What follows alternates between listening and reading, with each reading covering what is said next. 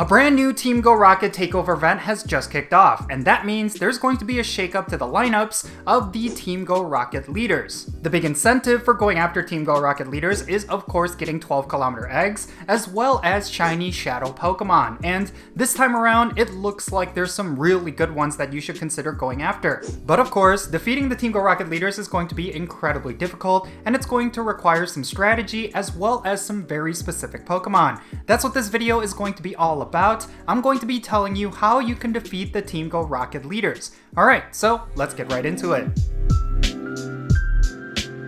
Alright, how's it going everyone? It's me, it's Jinsula. I hope you're having a good day and welcome to today's Pokemon Go video. Alright, so today I'm going to be giving you a guide on how you could defeat ARLO, Cliff, and Sierra, as well as GIOVANNI in the current Team GO Rocket Takeover rotation. It's been a really long time since the last Team GO Rocket Takeover event, so I'm pretty sure a lot of players are used to having certain lineups against the Team GO Rocket leaders. But this time around, they shook things up quite a bit, and you will want to be prepared because some of the bosses are going to be a lot easier, while others are going to be a lot more difficult. So real quick, let's go over how you could defeat each of the Team GO Rocket leaders in detail. Alright, let's start this off with ARLO. Now, the Pokemon that are going to be the strongest against ARLO are going to be ones with Fire-type attacks, Fighting-type attacks, and Dark-type attacks. Now, in terms of the weather boost that you will want when you're going up against ARLO, it's going to be sunny weather and cloudy weather. And the reason for that is because the reward Pokemon that you get is Shadow Bellsprout. So, if you want high IVs of the shiny version, then these are the weather boosts that you will want to look for. The Pokemon that ARLO could bring is going to be Bellsprout in the first slot, then either Alakazam, Sharpedo, or Mismagius in the second slot, and then Scizor, Snorlax, or Magnezone in the third slot.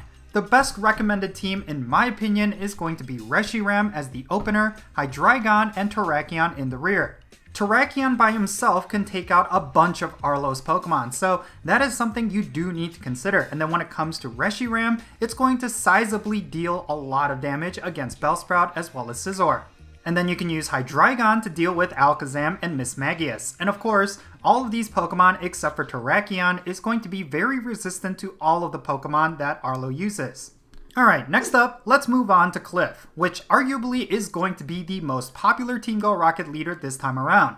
The best Pokemon to use against Cliff are going to be those with Ice-type attacks, Ghost-type attacks, and Fighting-type attacks. The first Pokemon that you will come across is of course going to be Shadow Dratini, but the second Pokemon is going to be either Cradily, Slowking, or Gallade. And the third Pokemon that you may come across is going to be Dusknoir, Mamoswine, or Tyranitar. Now, by my experiences, Tyranitar is often the one that Cliff uses, but sometimes he does use either Mamoswine or Dusknoir. You just want to be prepared for whatever option he ends up going with. Open up with a Mamoswine or Shadow Mamoswine to completely nuke down Dratini, and then you can switch to either Giratina Origin Form or Terrakion to deal with their second and third Pokemon.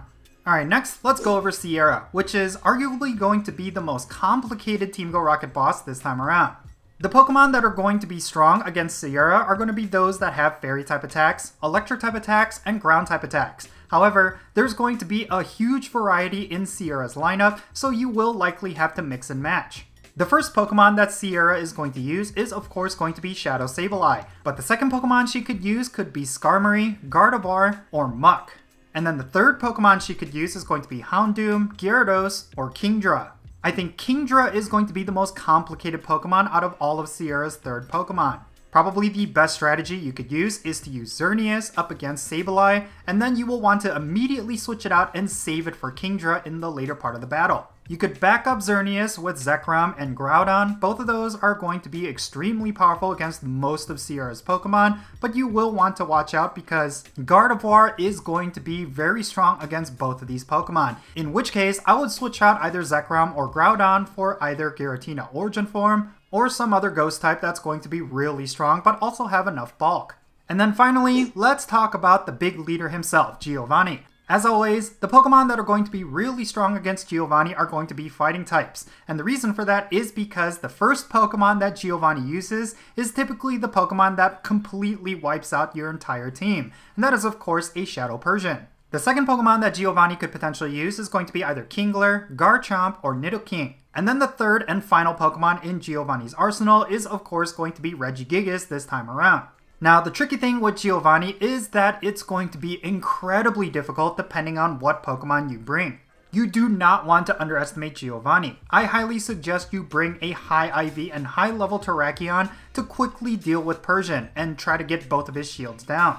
You could then switch out Terrakion with another Pokemon to deal with the second Pokemon and switch back into Terrakion for Regigigas. That's probably going to be your best strategy up against Giovanni, and it's going to be incredibly difficult. So expect to go in with multiple tries if you do not have the best Pokemon.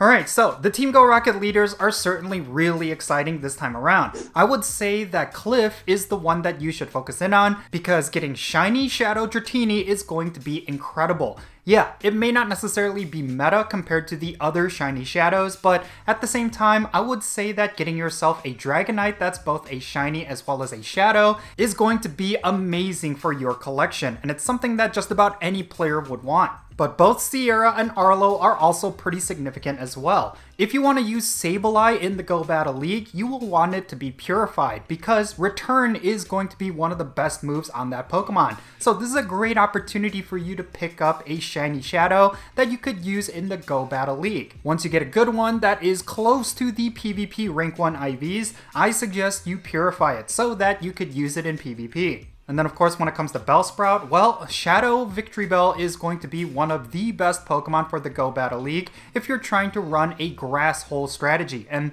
yeah, this is a great opportunity for you to pick that up as well. I'm sure some people will be unhappy at the idea that Shadow Bellsprout is one of the Team GO Rocket rewards, mainly because, in case you didn't know, if you're going after Giovanni and you come across a decoy grunt, well, they're always going to reward you with a Shadow Bellsprout. So it's not even that this particular shadow is rare by any means. However, getting the shiny version of that shadow Pokemon is most certainly going to be rare because this is going to be the debut of that shiny shadow. I think it would be really cool for your collection if you get yourself a shiny Shadow Victory Bell. It's going to be incredibly unique and not a lot of players are going to have it.